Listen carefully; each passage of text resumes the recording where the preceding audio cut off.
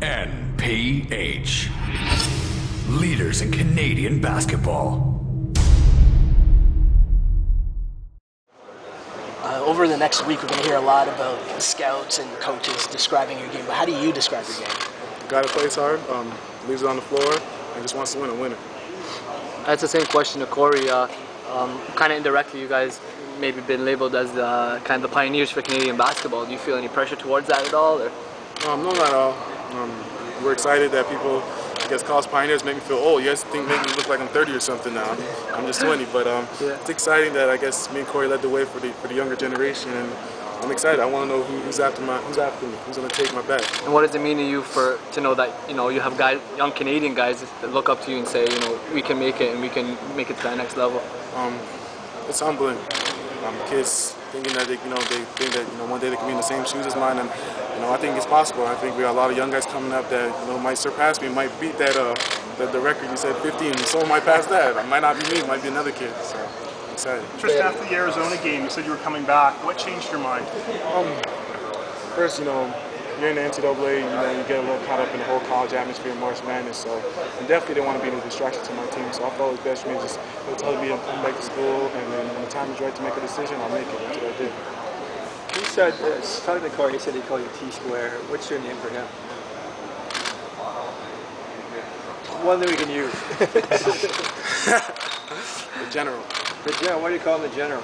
Because he just runs the court, and he's a 5-star general. Where's number 5? Yeah. You appear to have a big personality, have a lot of fun.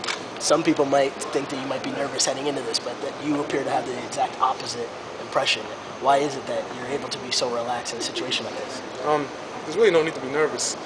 You go to workouts, do what you do well. If you do what you don't do well, maybe you need to be nervous. Just have fun, I'm probably more anxious than anything because I just want the day to come and know what team you're going to play for instead of doing all this, traveling, and it's tough on your body. But I'm just anxious and just excited. If they ask you to go to the green room for draft day, you going to go? Definitely.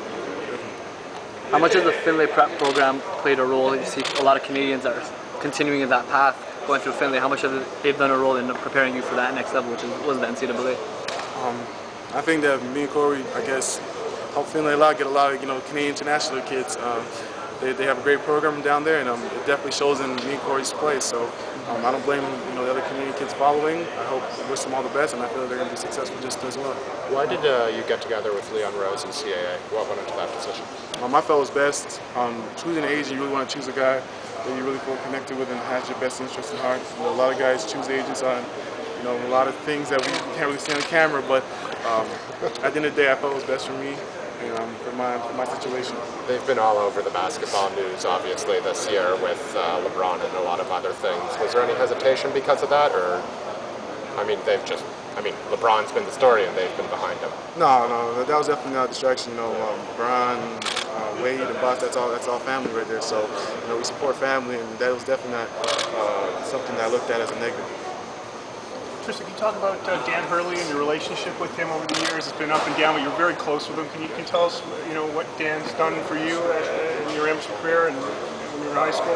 First of all, you're good. You're pretty good. You know everything. You're pretty good. No, Coach Hurley, I talked to him 2 weeks ago. Me and him real close to this day. I gotta give him all the credit. I guess he's the one that put the real competitive fire underneath me, and I'm excited to see him when I go to New Jersey. Okay.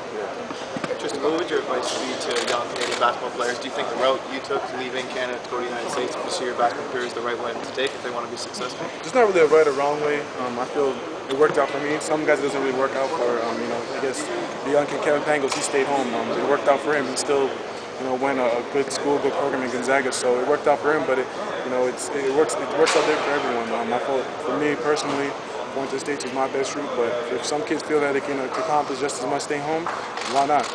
And looking ahead to the Canadian national basketball program, if you were ever called for that, what would your response to that be? There's a lot of stuff you got to put into play.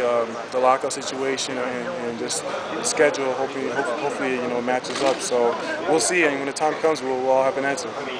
Thank you. To take it one step further, just going back to DeVille, do you still have any roots down there, or what's the relationship with some of the guys you grew up with from DeVille and from Brampton? Yeah, we're still close. We're all BlackBerry Messenger partners, and my brother goes there right now, so I'm still close with DeVille. It was a great situation there with Coach Zoff, so I enjoyed my time there. Any plans for your bro to go to the States? We'll see if he's ready. If he ain't ready, he's not leaving. That's for sure. So we'll see. Thanks. And you're kind of the first generation that's grown up with the Raptors here in Toronto. How big a factor was that when you're growing up to have a team, NBA team here? Did that make the goal more realistic to be where you are today? Yeah, it's always, I guess, I think it's reachable, having a pro team in your city that was up, being grown up by them. So it definitely motivated me one day it could be in the same position as those guys and have those 3 letters on my jersey. Yeah. Then you mentioned Mike's going to be at Texas this year. How hard was it to leave that, and what did he have to say to you when you told him what you decided? It was tough, but he knew he wanted what's best for me. He told me himself, don't stay because of me, because if you're ready, and he thought that I was ready, and he felt that I should have left. So that's what I did, and he supports everything I do. Thanks, man. NPH. Leaders in Canadian basketball.